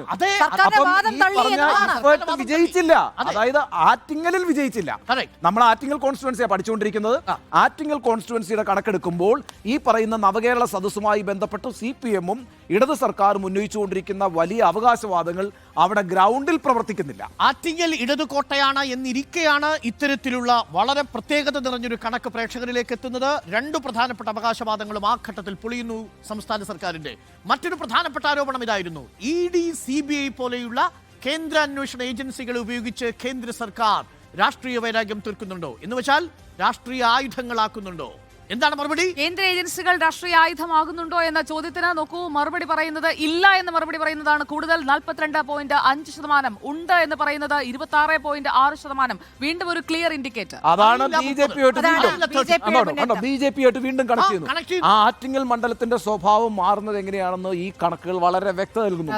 അയോധ്യ ക്ഷേത്രം, രാജ്യരക്ഷ, നരേന്ദ്രമോദി എന്ന പ്രധാനമന്ത്രി, വികസനത്തിൽ മുൻപന്തിയിൽ നിൽക്കുന്ന കേന്ദ്ര സർക്കാർ, ED-യെയും CBI-യും ഒന്നും അങ്ങനെ കാര്യമായി ഉപയോഗിക്കുന്നില്ല എന്ന വികാരം, ഇതെല്ലാം തന്നെ BJP-ക്ക് അനുകൂലമാണ്. സാമ്പത്തിക പ്രതിസന്ധിക്ക് കാരണം കേന്ദ്രമല്ല എന്ന് പറയുന്നു. ഇത്രയും ഘടകങ്ങൾ ഒരുമിച്ച് വരുമ്പോൾ അതൊരു പ്രോ BJP സെന്റിമെന്റ്സ് ആണ് എക്സാക്ട്ലി. ഒരു പ്രോ BJP സെന്റിമെന്റ്സ് ആറ്റിങ്ങൽ മണ്ഡലത്തിലുണ്ട്. പക്ഷെ അതിന്റെ അർത്ഥം ആറ്റിങ്ങലിൽ ഒരു BJP സ്ഥാനാർത്ഥിക്ക് വിജയിക്കാൻ കഴിയുന്ന വോട്ട് സമാഹരിക്കാൻ നിലവിൽ കഴിയുമോ എന്ന് നമുക്കറിയില്ല. കാരണം സ്ഥാനാർത്ഥിയെ പ്രഖ്യാപിക്കുന്നതിന് മുമ്പാണ് ഈ സർവേ നടന്നിരിക്കുന്നത്. വരുമ്പോൾ നമ്മൾ ഈ പറയുന്ന തിരുവനന്തപുരം, തൃശ്ശൂർ എന്നുള്ള സങ്കല്പം ഉണ്ടല്ലോ, പിന്നെ നമ്മൾ പറയുന്ന പാലക്കാട്, ഈ 3 എണ്ണമാണല്ലോ ഒരു A ക്ലാസ്. 6 ഉണ്ടെങ്കിൽ പോലും തിരുവനന്തപുരം കണക്കുകൾ വെച്ച് നോക്കുമ്പോൾ തിരുവനന്തപുരം, തൃശ്ശൂർ, പാലക്കാട് വിജയസാധ്യതയുള്ള ഏറ്റവും പ്രധാനപ്പെട്ട 3 മണ്ഡലങ്ങൾ, A+ മണ്ഡലങ്ങൾ. പക്ഷേ തിരുവനന്തപുരം പോലെ തന്നെ, തൃശ്ശൂർ പോലെ തന്നെ, ഞാൻ പാലക്കാടിനെ മാറ്റി വയ്ക്കുന്നു, ആറ്റിങ്ങൽ ഒരു വലിയ സാധ്യതയായി ഭാവിയിൽ രൂപപ്പെടുത്താൻ ഒരു BJPക്ക് പറ്റിയ ഒരു വളക്കൂറുള്ള മണ്ണായി ആറ്റിങ്ങൽ കോൺസ്റ്റിറ്റ്യുവൻസി മാറുന്നുണ്ട്. രാഷ്ട്രീയ സാഹചര്യം അവിടെയുണ്ട് എന്നുള്ളതാണ്. Political circumstances. നമുക്ക് അടൂർ പ്രകാശ് ഭാഗമായ ഇന്ത്യ മുന്നണിയെ കുറിച്ചുള്ളതാണ് അടുത്ത ചോദ്യം. പ്രതിപക്ഷ പാർട്ടികൾ ചേർന്ന് രൂപീകരിച്ച ഇന്ത്യ മുന്നണി, ആ സഖ്യത്തെക്കുറിച്ച് അറിയാമല്ലോ എന്ന് നമ്മൾ വോട്ടർമാരോട് പറയുന്നു. നിലവിൽ ഇന്ത്യ മുന്നണിയുടെ സാധ്യതയെക്കുറിച്ച് എന്താണ് നിങ്ങളുടെ വിലയിരുത്തൽ നമ്മൾ പ്രേക്ഷകരോട് ചോദിക്കുന്നു. ഈ ചോദ്യം ചോദിച്ചിരിക്കുന്നത് നിതീഷ് കുമാറിന്റെ വിശ്വാസ വോട്ടൊക്കെ നടക്കുന്ന ആ ഒരു വേളയിലാണ്. എന്നാൽ പൂർണ്ണമായും പൊളിഞ്ഞിട്ടില്ല. ഇന്നിപ്പോൾ നോക്കൂ, നാഷണൽ കോൺഫറൻസ് കൂടി ഫാറൂഖ് അബ്ദുള്ള കൂടി ഇന്ത്യ മുന്നണിക്കൊപ്പമല്ല, ഒറ്റയ്ക്ക് മത്സരിക്കാൻ പോകുന്നുവെന്ന് പ്രഖ്യാപിച്ചപ്പോഴാണ് നമ്മൾ ഇത് സംസാരിക്കുന്നത്. എന്താണ് ഇതിനുള്ള ഇന്ത്യ മുന്നണിയിലെ ഈ പിളർപ്പുണ്ടാവുന്നതിന് മുൻപാണ് ഈ സർവേ തുടങ്ങിയത്. അവസാന ഘട്ടം, അതായത് ഫെബ്രുവരി മാസം 8-ാം തീയതി അവസാനിക്കുമ്പോഴേക്കും നിതീഷ് കുമാർ വിട്ടുപോയിരുന്നു. പക്ഷെ അത് കാര്യമായി ഇതിൽ പ്രതിഫലിക്കാൻ ഇടയില്ല. പക്ഷേ ആറ്റിങ്ങലിൽ തൊട്ട് മുമ്പാണ് ഈ സർവേ ആറ്റിങ്ങലിൽ എന്തായാലും ഇന്ത്യ മുന്നണിയോട് പ്രതീക്ഷയുള്ളവരാണ്. മെച്ചപ്പെട്ട പ്രകടനം എന്നാണ് പറയുന്നത്. 41.2% പേർ. 41.2 പ്രതിപക്ഷത്തിന്റെ നില മെച്ചപ്പെടും ഇന്ത്യ മുന്നണി വന്നതുകൊണ്ട് എന്ന് അഭിപ്രായപ്പെടുന്നു. വലിയ നേട്ടമുണ്ടാക്കുമെന്ന് 4.2 കൂടി വന്നാൽ 45.8%. 45.8. അവിടെ താഴത്തേക്ക് നോക്കുമ്പോൾ മാറ്റമുണ്ടാക്കില്ല അല്ലെങ്കിൽ മോശമായി എന്ന് പറയുന്നത് 16.8%. ഞാൻ രണ്ടും കൂടി ചേർത്താ പറയുന്നത്. 8.1 8.7 കൂടി ചേരുമ്പോൾ 16.8. ഇതും അടൂർ പ്രകാശിന് കൂടാണ് വെച്ചാൽ ആ മണ്ഡലം അങ്ങനെ ആലോചിക്കുന്നു. അതായത് ഇന്ത്യ സഖ്യം രാജ്യത്ത് അധികാരത്തിൽ വരണമെന്ന് ആഗ്രഹിക്കുന്ന 45.8% പേരുണ്ടായിരിക്കുന്നു എന്നുള്ളത് അടൂർ പ്രകാശിന് ഒരു ഗുണകരമായ കാര്യമാണ്. അതാണ് ഞാൻ ഈ പറയുന്നത്. ഇതിന്റെ ഒരു പൊളിറ്റിക്കൽ വോട്ടിംഗ് ആണ്. ബാക്കി കൂടി നോക്കൂ. അതായത് ഒരു മാറ്റം ഉണ്ടാക്കില്ല എന്ന് പറയുന്നത് 32%. 33.2 പ്ലസ് നിലവിനേക്കാൾ മോശമാകും എന്ന് പറയുന്നത് 8.1 പ്ലസ് വളരെ വലിയ നഷ്ടമുണ്ടാക്കുമെന്ന് പറയുന്ന 8.7. ഇത് കൂടി ആഡ് ചെയ്യുമ്പോൾ ഏറെക്കുറെ തുലോം ചെറിയ വ്യത്യാസം മാത്രമേ ഉള്ളൂ എങ്കിൽ കൂടിയും ആ വ്യത്യാസം അടൂർ പ്രകാശിന് ഗുണം ചെയ്യുന്നു എന്നുള്ളതാണ്. ഒറ്റക്കെട്ടായിട്ട് നിന്നിട്ട് 45 അല്ലെങ്കിൽ 46% ആളുകൾ പറയുന്നു രാജ്യത്തൊരു പ്രതിപക്ഷ സർക്കാർ വരണമെന്ന് ആഗ്രഹിക്കുന്നു. ഞാൻ പറയുന്നത് ഇതാണ് പറഞ്ഞത്, പൊളിറ്റിക്കൽ വോട്ടിംഗ് ആയിരിക്കും എന്ന് പറയുന്നത്. ഒന്ന്, സംസ്ഥാന സർക്കാരിനെതിരായിട്ടുള്ള വലിയ വികാരം അവിടെ നിലനിൽക്കുന്നു. രാജ്യത്തൊരു പ്രതിപക്ഷ മുന്നണി ഉണ്ടാകട്ടെ എന്ന് ആഗ്രഹിക്കുന്നൊരു വികാരം ഉണ്ടായിരിക്കുന്നു. ഇത് രണ്ടും കൂടി ചേരുമ്പോഴാണ് അടൂർ പ്രകാശിന് അനുകൂലമാകാവുന്ന സാഹചര്യം അവിടെ ഉണ്ടാകുന്നത്. BJP സ്വാഭാവികമായും അവരുടെ നേട്ടം ഉണ്ടാക്കിക്കൊണ്ട് തന്നെ പോകുന്നു. ഇവിടെയൊക്കെ നമ്മൾ ശ്രദ്ധിക്കേണ്ടത് CPM-നും ഇടതുപക്ഷത്തിനും അനുകൂലമാകുന്ന ഘടകങ്ങൾ തുച്ഛമാണ് ഈ മണ്ഡലത്തിൽ എന്നുള്ളതാണ്. അടുത്ത കൗതുകമുള്ള ചോദ്യമാണ് നിയമസഭാ ഇപ്പൊ നമ്മൾ ലോക്സഭാ തെരഞ്ഞെടുപ്പാണ് കണക്കാക്കുന്നത്. അതെ, നിയമസഭാ തെരഞ്ഞെടുപ്പ് ഇപ്പോൾ നടക്കുകയാണെങ്കിൽ ആര് മുഖ്യമന്ത്രിയാകണം? ശശി തരൂർ എന്നൊരു ഓപ്ഷൻ നമ്മൾ ആദ്യം വെച്ചു. KK ശൈലജ തൊട്ട് ഒപ്പം തന്നെ വെച്ചു. പിണറായി വിജയനും ഒപ്പം വെച്ചു. VD Satheesan, Suresh Gopi, Ramesh Chennithala, K Sudhakaran, K Surendran, KC Venugopal എന്നിവയായിരുന്നു നമ്മൾ കൊടുത്ത ഓപ്ഷൻ. ഇതാ വരുന്നു റിസൾട്ട്. ആറ്റിങ്ങൽ മണ്ഡലത്തിലെ വോട്ടർമാരോട് നമ്മൾ ചോദിച്ചു, ഇപ്പോൾ നിയമസഭാ തെരഞ്ഞെടുപ്പ് നടന്നാൽ ആര് മുഖ്യമന്ത്രിയാകണം എന്നതാണ് ആഗ്രഹം. ശശി തരൂരിനാണ് മാർക്ക് കൂടുതൽ. 18.2%. വലിയ ഭൂരിപക്ഷമല്ല. പിണറായി സർക്കാരിന്റെ പിണറായി മുഖ്യമന്ത്രിയായിരിക്കുന്ന സമയത്ത് തിരുവനന്തപുരം മണ്ഡലത്തിലെ ഒരു MP-ക്ക് ആറ്റിങ്ങൽ മണ്ഡലത്തിൽ കൂടി പ്രഭാവം ഉണ്ടാക്കാൻ സാധിച്ചിരിക്കുന്നു. അങ്ങനെ ഒരു ചർച്ച വന്നാൽ അവർ ആറ്റിങ്ങൽ മണ്ഡലം പ്രിഫർ ചെയ്യുന്നത് ശശി തരൂരിനെ ആയിരിക്കും. 18.2%. തൊട്ടു താഴെയുള്ളത് പിണറായി വിജയനല്ല എന്ന് ഓർമ്മിക്കണം. KK ശൈലജ. ഇന്നലെ 2 മണ്ഡലത്തിലും KK ശൈലജയാണ് ഒന്നാം സ്ഥാനത്ത് നിന്നത്. കൊല്ലം മണ്ഡലത്തും അതേപോലെ കാസർഗോഡ്. പക്ഷേ ഇവിടെ ഒരു വ്യത്യാസമുണ്ട്. ഡോക്ടർ അരുൺ നോക്കൂ, KK ശൈലജ 17, പിണറായി വിജയൻ 16.5. കാസർഗോഡും കൊല്ലത്തും KK ശൈലജ വള്ളപ്പാട് അകലെ മുന്നിലായിരുന്നു. പക്ഷേ ഇവിടെ നേരിയ വ്യത്യാസമേ ഉള്ളൂ. അതെ, അത് ഭരണസിരാ കേന്ദ്രത്തിനോട് തൊട്ടടുത്ത് കിടക്കുന്ന മണ്ഡലം, യൂണിയനുകൾ ശക്തമായ മണ്ഡലം, സ്വാഭാവികമായും പൊളിറ്റിക്കലായിട്ട് ചിന്തിക്കുന്ന കേഡർ വോട്ടർമാർ 24. അടുത്താണ് കൗതുകം. പിണറായി വിജയനും VD സതീശനും ഒരേ 15.5%. Suresh Gopi 16%. Ramesh Chennithala 5.4%. K Sudhakaran 4.5%. K Surendran 2, KC Venugopal 2, അറിയില്ല 1. ഇവിടെ ഞാൻ ഏറ്റവും നിർണായകമായി കാണുന്നത് സുരേഷ് ഗോപിക്ക് കിട്ടിയ ശതമാനമാണ് 16%. ഞാൻ വിചാരിക്കുന്നില്ല കേരളത്തിലെ മറ്റേതെങ്കിലും മണ്ഡലങ്ങളിൽ ഇത്രയധികം കിട്ടാൻ സാധ്യതയുണ്ട്. കാര്യം കഴിഞ്ഞ മണ്ഡലങ്ങളിലും സുരേഷ് ഗോപി ആദ്യത്തെ 4 പേരിൽ ഉണ്ടായിരുന്നു. ആദ്യത്തെ 4 പേരിലേക്ക് അതായത് ഈ സുരേഷ് ഗോപിയുമായി ബന്ധപ്പെട്ട വാർത്തകൾ സുരേഷ് ഗോപിയെ വാർത്തയിൽ നിറഞ്ഞു നിൽക്കാൻ മാത്രമല്ല സഹായിച്ചത്, വോട്ടർമാർക്കിടയിൽ സുരേഷ് ഗോപിയും സുരേഷ് ഗോപിയുടെ പ്രചരണവും എന്താണോ ഉദ്ദേശിച്ചത് അതിന്റെ ഒരു നല്ല ഭാഗം പ്രതിഫലിപ്പിക്കാൻ സാധിച്ചിട്ടുണ്ട്. സുരേഷ് ഗോപിക്ക് അനുകൂലമായി ചിന്തിക്കുന്ന വോട്ടർമാർ കേരളത്തിൽ വർദ്ധിച്ചിരിക്കുന്നു കഴിഞ്ഞ തവണത്തെ അപേക്ഷിച്ച്. അതെ, അപ്പൊ അങ്ങനെ വരുമ്പോൾ ഈ പറയുന്ന ആറ്റിങ്ങൽ മണ്ഡലത്തിൽ നോക്കൂ, സുരേഷ് ഗോപി 16% ആളുകളുടെ പ്രിഫറൻസ് ആകുന്നു എന്ന് പറയുമ്പോൾ വീണ്ടും BJP-യുടെ ഒരു ശക്തി തന്നെയാണ് കാണുന്നത്. അപ്പോൾ BJP-യുടെ ഒരു ശക്തി അവിടെ വളരെ വ്യക്തമാക്കുന്ന ഒരുപാട് ഘടകങ്ങൾ ഈ പറയുന്ന നമ്മുടെ ഈ സർവേയിൽ നിന്ന് വരുന്നുണ്ട്. അതേസമയം വളരെ കുറച്ച് ഘടകങ്ങൾ അടൂർ പ്രകാശിന് അനുകൂലമായിരിക്കുന്നു. പക്ഷേ അഡ്വാൻറ്റേജ് അപ്പോഴും അടൂർ പ്രകാശ്. ഒരു കാര്യം കൂടി ഉണ്ണി ബാലകൃഷ്ണൻ, കഴിഞ്ഞ തവണ ഇതേപോലെ തിരഞ്ഞെടുപ്പിന് മുമ്പ് നമ്മൾ സർവേ നടത്തിയപ്പോഴും പ്രീ പോൾ ആണെങ്കിലും ശരി, ഇലക്ഷൻ നടന്നതിന് ശേഷമുള്ള എക്സിറ്റ് പോൾ ആണെങ്കിലും ശരി, അവിടെ ഒരൊറ്റ ഉത്തരം മാത്രമേ അടുത്ത മുഖ്യമന്ത്രി ആരായിരിക്കണമെന്ന ചോദ്യത്തിനുണ്ടായിരുന്നുള്ളൂ. ഒരു വള്ളപ്പാടകലയല്ല, 5 വള്ളപ്പാടകല മുമ്പിലായിരുന്നു വന്ന് പിണറായി വിജയൻ. ഇപ്പോൾ ആ പിണറായി വിജയനാണ് ആറ്റിങ്ങൽ മണ്ഡലത്തിൽ 3ാം സ്ഥാനത്തേക്ക് പോകുന്നത്. 2ാം സ്ഥാനത്ത് കെ ശൈലജ വരുന്നത്. 1ാം സ്ഥാനത്ത് ഒരു കമ്മ്യൂണിസ്റ്റ് ഇതര നേതാവിന്റെ പേര് വരുന്നത്, CPM ഇതര നേതാവിന്റെ പേര് വരുന്നത്, അത് ശശി തരൂരിന്റെ പേര് വരുന്നത്. അഡ്വാൻറ്റേജ് അടൂർ പ്രകാശ്. അതെ, നമുക്ക് നോക്കാം ആ ചോദ്യത്തിലേക്ക്. ഏറ്റവും അവസാനത്തെ ചോദ്യം, ഫൈനൽ ക്വസ്റ്റ്യൻ. ആറ്റിങ്ങൽ മണ്ഡലം ഈ ലോക്സഭാ തെരഞ്ഞെടുപ്പിൽ ഇപ്പോഴാണ് ലോക്സഭാ തെരഞ്ഞെടുപ്പ് നടക്കുന്നതെങ്കിൽ സ്ഥാനാർത്ഥിയെ പ്രഖ്യാപിക്കുന്നതിന് മുൻപ് എന്താണ് ആ മണ്ഡലം ചിന്തിക്കുന്നത്? ഏത് മുന്നണി വിജയിക്കുമെന്നാണ് ആ വോട്ടർമാർ കരുതുന്നത് എന്നതാണ് ചോദ്യം. ഈ ചോദ്യത്തിന്റെ ഒരു പ്രസക്തി, ആര് ജയിക്കണമെന്നാണ് ആഗ്രഹിക്കുന്നത് എന്നാണ് നമ്മൾ അവരോട് ചോദിച്ചത്. ഇതിൽ സ്വാഭാവികമായും സ്ട്രെയിറ്റ് ആണ് ഈ ചോദ്യം, സ്ട്രെയിറ്റ് ആണ്. പക്ഷെ അതോടൊപ്പം വോട്ടർമാരെ സംബന്ധിച്ച് 2 രീതിയിൽ ഇത് ചിന്തിക്കാം. ഒന്ന്, ആര് ജയിക്കണമെന്ന് അവരുടെ ആഗ്രഹം പറയാം. 2, ആരായിരിക്കാം ജയിക്കാൻ സാധ്യതയുള്ളത് എന്ന തീരുമാനവും അവരിലൊപ്പം ഉണ്ടാവാം. കാര്യം ഇത് രണ്ടും നമുക്ക് വേർതിരിച്ചെടുക്കണമെങ്കിൽ 2 ഡിഫറൻറ്റ് ക്വസ്റ്റ്യൻ വേണം. പക്ഷേ 2 ഡിഫറൻറ്റ് ക്വസ്റ്റ്യൻ നമ്മൾ ചോദിച്ചില്ല, ഒറ്റ ചോദ്യത്തിലാണ് ഇത് ഒതുക്കിയത്. ആര് ജയിക്കണമെന്നാണ് നിങ്ങളുടെ ആഗ്രഹം എന്നാണ് ചോദിച്ചത്. പക്ഷേ അതിൽ നേരിയ ഭൂരിപക്ഷം ആളുകൾ ഒരുപക്ഷെ ജയിച്ചേക്കാൻ ഇയാൾ സാധ്യതയുള്ളതുകൊണ്ട് അയാളുടെ പേര് പറയാനുള്ള സാധ്യതയും തള്ളിക്കളയാൻ കഴിയില്ല.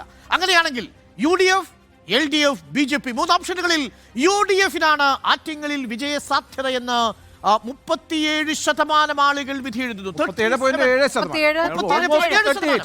Almost 38. അതേസമയം LDF-ന് 31.4%. BJP നോക്കൂ, വോട്ട് വിഹിതം വർദ്ധിപ്പിക്കുന്നു 4%, 28.2%. സ്ഥാനാർത്ഥി പ്രഖ്യാപിച്ചിട്ടില്ല എന്ന് ഓർമ്മിക്കണം പ്രിയപ്പെട്ട പ്രേക്ഷകരെ. ആകെ അവിടെ സിറ്റിംഗ് സ്ഥാനാർത്ഥിയായ അടൂർ പ്രകാശ് മത്സരിക്കുമെന്ന വാർത്ത മാത്രമേ ഉണ്ടായിരുന്നുള്ളൂ. അതിനുമപ്പുറം ഔദ്യോഗിക പ്രഖ്യാപനം പോലും ഉണ്ടാകാത്ത സാഹചര്യത്തിലാണ് ആറ്റിങ്ങൽ മണ്ഡലത്തിൽ 37.7% ആളുകൾ UDF-ന് വിജയ സാധ്യത. പക്ഷേ അവിടെ ഒരു പ്രശ്നമുണ്ട്. അല്ല, അവിടെ നല്ലൊരു കാര്യമാണ്. 37.7% ആളുകളാണ് UDF-ന് അനുകൂലമായി പറഞ്ഞിരിക്കുന്നത്. കഴിഞ്ഞ പ്രാവശ്യത്തെ ശതമാനം എത്രയാ? 37.87. വലിയ വ്യത്യാസം വരുന്നില്ല. അല്ല, ഓൾമോസ്റ്റ് സെയിം. പക്ഷേ സമ്പത്ത് കഴിഞ്ഞ പ്രാവശ്യം നേടിയത് 34% എങ്കിൽ ഇപ്രാവശ്യം CPM-ന് അല്ലെങ്കിൽ ഇടതുപക്ഷത്തിന് കിട്ടാൻ പോകുന്നത് 31%. 3% താഴേക്ക് പോകുന്നു. അതായത് 21-ലെ നിയമസഭാ തെരഞ്ഞെടുപ്പിൽ 7 നിയമസഭാ മണ്ഡലങ്ങളിലും അടക്കി വിജയിച്ച ഇടതുപക്ഷത്തിന് ആ വോട്ട് കുറയുന്നു എന്നുള്ളതാണ്. അതായത് ഡൗൺവേർഡ് ട്രെൻഡാണ് ഇടതുപക്ഷം കാണിക്കുന്നത്. അതേസമയം അത് അഡ്വാൻറ്റേജ് ആകുന്നത് ആർക്കാണ്? BJP-ക്കാണ്. ആ 3% കുറയുമ്പോൾ ഇവിടെ 4% വർദ്ധിക്കുന്നു. 4% വർദ്ധിക്കുന്നു. സർക്കാർ വിരുദ്ധ വികാരം. അതെ, അത് മുതലാക്കുന്നത് BJP-ആണ്. അതായത് CPM അടൂർ പ്രകാശിന്റെ വോട്ട് ശതമാനത്തിൽ ഒരു വ്യത്യാസവും വരുന്നില്ല. അദ്ദേഹത്തിന്റെ കഴിഞ്ഞ പ്രാവശ്യത്തെ വോട്ട് തന്നെ നിലനിർത്താൻ പോകുന്നു. എന്നാൽ ഇവിടെ ലൂസ് ചെയ്യാൻ പോകുന്നത് CPM-ആണ്. CPM-ന്റെ സ്ഥാനാർത്ഥിയാണ്. നേട്ടമുണ്ടാക്കാൻ പോകുന്ന യഥാർത്ഥത്തിൽ BJP-യുമാണ്. 28%-ലേക്ക് BJP-യുടെ വളർച്ചയാണ്, 4%-ന്റെ വളർച്ച. അതുകൊണ്ടാണ് ഞാൻ പറഞ്ഞത് ആറ്റിങ്ങലിൽ വളർച്ച കാണിക്കുന്ന പാർട്ടി BJP ആയിരിക്കുന്നു. വിജയിക്കാൻ പോകുന്നത് പിന്നെ കോൺഗ്രസ് ആയിരിക്കുന്നു. ഇത് നഷ്ടം വന്നുകൊണ്ടിരിക്കുന്നത് CPM-നായിരിക്കും. ആശ്വസിക്കാമെന്നുള്ളതാണ് നമ്മുടെ സർപ്രൈസ് റിയാക്ഷൻ. ഈ സർവേയുടെ ഇടയിൽ വരുന്ന ഒരു surprise reaction. Over to that. പറഞ്ഞതുപോലെ ഒരു പരമ്പരാഗതമായിട്ട് ഞങ്ങൾ LDF ജയിച്ചു വരുന്ന ഒരു മണ്ഡലമാണ്. കഴിഞ്ഞ തവണ ഞങ്ങൾ ഏതാണ്ട് ഒരു 38,000-ഓളം വോട്ടിന് നമ്മൾ പരാജയപ്പെട്ടു. ആ പരാജയപ്പെടുമ്പോൾ വരുന്ന രാഷ്ട്രീയ സാഹചര്യമാണ് പ്രധാനമായിട്ടുണ്ടായിരുന്നത്. അപ്പോൾ ആ ഒരു സാഹചര്യം ഇന്ന് കേരളത്തിലില്ല, വിശേഷിച്ചും ആറ്റിങ്ങലും ഇല്ല. പിന്നെ UDF ജയിക്കുമെന്ന് പറയുന്നത് എന്തടിസ്ഥാനത്തിലാണെന്ന് അറിയുന്നില്ല. കാരണം കഴിഞ്ഞ 4.5 വർഷവും MP എന്ന നിലയിൽ അദ്ദേഹത്തിൻ്റെ സാന്നിധ്യം അവിടെ ഉണ്ടായിരുന്നില്ല. ഇപ്പോഴും എനിക്ക് തോന്നുന്നത് അദ്ദേഹത്തിന് മത്സരിക്കാൻ ഒരു ആഗ്രഹക്കുറവുണ്ട്. കാരണം സ്റ്റേറ്റ് പൊളിറ്റിക്സിലേക്ക് പോകണമെന്ന് ആഗ്രഹിച്ച് നിന്നയാളാണ്. അപ്പോൾ അതുകൊണ്ട് ആളുകൾക്ക് അതിനെ സംബന്ധിച്ചിടത്തോളം അറിയാം. ആളുകളുടെ സുഖത്തിലും ദുഃഖത്തിലും ഒന്നും ഇല്ലാതിരുന്ന ഒരാൾ ഒരുപക്ഷെ അടൂർ പ്രകാശിനെ കുറിച്ച് അങ്ങനെ ഒരു വിലയിരുത്തലുണ്ട്. സംസ്ഥാന രാഷ്ട്രീയത്തിലേക്ക് വരണമെന്ന് അതിയായി ആഗ്രഹിച്ചിരുന്നു. പക്ഷേ സംസ്ഥാന രാഷ്ട്രീയത്തിൽ വരാൻ ഇനി സമയം ബാക്കിയുണ്ട്, 2.5 വർഷം കൂടി ബാക്കിയുണ്ടല്ലോ.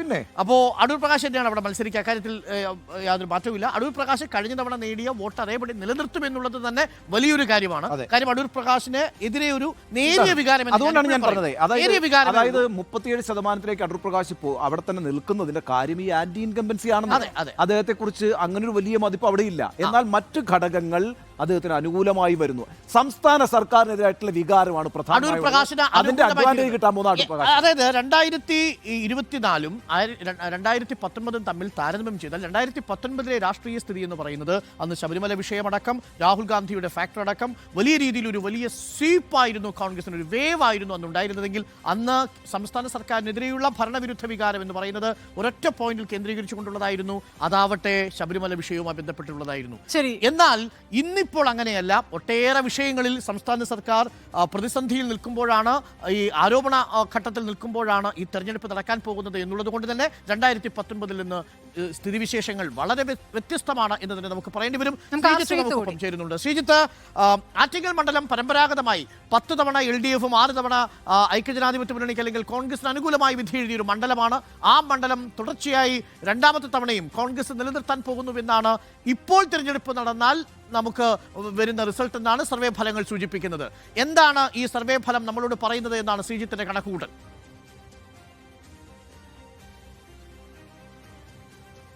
അരുൺ, അതിശയകരമായ ഒരു വിലയിരുത്തലൊന്നും ഒരു സർവേ ഫലമായി ഞാനിതിനെ കാണുന്നില്ല. കാരണം ആറ്റിങ്ങൽ മണ്ഡലം പരമ്പരാഗതമായി ഇടതുപക്ഷത്തോടൊപ്പം നിൽക്കുന്ന മണ്ഡലമാണ്. കഴിഞ്ഞ തവണ മാറ്റി നിർത്തിയാൽ കുറെ തവണകളായി വർക്കല രാധാകൃഷ്ണനും സമ്പത്തും ഒക്കെ വിജയിച്ചു വരുന്ന മണ്ഡലമായിരുന്നു അത്. എന്നാൽ ഇപ്പോൾ അവിടെ വന്നിരിക്കുന്ന ഏറ്റവും പ്രധാനപ്പെട്ട ഒരു മാറ്റം, അവിടെ അടൂർ പ്രകാശിന് ഒരു സ്ഥാനാർത്ഥി വന്നിരിക്കുന്നു. അദ്ദേഹത്തിന് സ്ഥാനാർത്ഥിയുടേതായ ചില വോട്ടുകളുണ്ട്. എന്നാൽ അദ്ദേഹം നേരത്തെ CPM ജില്ലാ സെക്രട്ടറി വി ജോയ് ചൂണ്ടിക്കാണിച്ചതുപോലെ മണ്ഡലം മുഴുവൻ നിറഞ്ഞു നിൽക്കുന്നതോ ഉറച്ച സാന്നിധ്യമുള്ള ഒരു MPയോ അല്ല അടൂർ പ്രകാശ്. എന്നാൽ ഇപ്പോൾ ഉണ്ടായിരിക്കുന്ന പൊതു രാഷ്ട്രീയ പരിസ്ഥിതി UDF-ന് അനുകൂലമാണ്, അടൂർ പ്രകാശിന് അനുകൂലമാണ്. പൊതു രാഷ്ട്രീയ സ്ഥിതിയും ഒപ്പം അടൂർ പ്രകാശിന്റെ ഒരു വ്യക്തിപരമായ സ്ഥാനാർത്ഥി മികവും കൂടി ചേരുമ്പോഴാണ് UDF-ന് അവിടെ കാര്യങ്ങൾ അനുകൂലമാകുന്നത് എന്നതാണ് ഞാൻ മനസ്സിലാക്കുന്നത്. അത് UDF-ന് വിജയത്തെക്കാൾ ഉപരി ഭരണവിരുദ്ധ വികാരമടക്കം അവിടെ ഉള്ളതുകൊണ്ടാണ് ഇത്തരമൊരു മേൽക്കൈ UDF-ന് അവിടെ കിട്ടുന്നത്. എന്നാൽ നിയമസഭാ മണ്ഡലങ്ങൾ തിരിച്ചെടുത്താൽ ആ മണ്ഡലത്തിലെ 7 നിയമസഭാ മണ്ഡലങ്ങളും LDF-ന് 2021 നല്ല ഭൂരിപക്ഷത്തോടെ വിജയിച്ച മണ്ഡലമാണ്. ഉദാഹരണത്തിന് വർക്കല മണ്ഡലം എടുത്താൽ വർക്കല മണ്ഡലത്തിൽ വി ജോയി വിജയിച്ചത് 50% പുറത്തെ വോട്ടുകൾക്കാണ്. എതിർ സ്ഥാനാർത്ഥിയായ BRM ഷഫീറിനേക്കാൾ നേടിയതിനേക്കാൾ വോട്ട് വളരെ ഉയർന്ന ശതമാനത്തിലാണ് അവിടെ വിജയിച്ചത്. അങ്ങനെ ഓരോ മണ്ഡലവും എടുത്താൽ ഇത്തരത്തിലുള്ള ഒരു മാറ്റം കാണാം. എന്നാൽ ഇപ്പോൾ അവിടെ പ്രധാനപ്പെട്ട സംസ്ഥാന സർക്കാരുമായി ബന്ധപ്പെട്ട ഒരു ഭരണവിരുദ്ധ വികാരം BJP അവിടെ വലിയ തോതിൽ ശക്തിപ്പെടുന്നു. വി മുരളീധരൻ ഏതാണ്ട് 1 വർഷക്കാലമായി അവിടം കേന്ദ്രീകരിച്ച് പ്രവർത്തിക്കുകയാണ്. ഇന്നടക്കം ചിറയൻകീഴ് റെയിൽവേ സ്റ്റേഷന്റെ വികസന പരിപാടിയുമായി ബന്ധപ്പെട്ട റിവ്യൂ മീറ്റിംഗ് BJPയുടേതായി കേന്ദ്ര സർക്കാരിന്റേതായി അവിടെ നടന്നിട്ടുണ്ട്. അപ്പോൾ അത്തരത്തിൽ വളരെ മൈന്യൂട്ടായ മേഖലയിൽ ഒരു അടിപ്പാത നിർമ്മിച്ചാൽ അടിപ്പാതയ്ക്ക് അവസരമൊരുക്കിയ വി മുരളീധരനും BJP സർക്കാരിനും അഭിവാദ്യങ്ങൾ എന്ന ഫ്ലക്സ് അടക്കം അവിടെ കാണാൻ തുടങ്ങിയിട്ട് മാസങ്ങളായി, ഏതാണ്ട് 1 വർഷത്തോളമായി. അപ്പോൾ ഇത്തരത്തിൽ BJPയും സംഘപരിവാർ പ്രസ്ഥാനങ്ങളും ആഴത്തിൽ വേരോട്ടമുള്ള ഒരു സ്ഥലമാക്കി ആറ്റിങ്ങലിനെ മാറ്റി ശാഖകൾ കൂടുതലുള്ള RSSന്റെ സ്ഥലമാണ്. അത്തരത്തിലുള്ള ഒരു കാര്യങ്ങൾ ഉരുത്തിരിഞ്ഞ് വരുമ്പോഴാണ് കാര്യങ്ങൾ UDF-ന് എല്ലാം കൂടി അനുകൂലമായി വരുന്നത്. അവിടെ സ്ഥാനാർത്ഥി പ്ലസ് ഭരണവിരുദ്ധ വികാരമാണ് ഈ UDF-ന് തുണയായി വരുന്നത്. എന്നാൽ വി ജോയിയെ പോലുള്ളൊരു സ്ഥാനാർത്ഥി അവിടെ വന്നാൽ സ്ഥിതി കുറച്ചുകൂടി UDF-ന് എതിരാകും. UDF-ന് കാര്യങ്ങൾ എത്ര എളുപ്പമാകില്ല എന്ന് തന്നെ പറയേണ്ടി വരും. ശ്രീജിത്താണ് നമുക്കൊപ്പം ചേർന്നത്. Thank you Sreejith. Reporter mega pre poll survey, Attingal മണ്ഡലത്തിൽ UDF-ന് വിജയ സാധ്യതയെന്ന് സർവേ ഫലം പറയുന്നു. അതിനുള്ള കാരണങ്ങളാണ് നമ്മൾ വിശകലനം ചെയ്തത്. ഇനി നമുക്ക്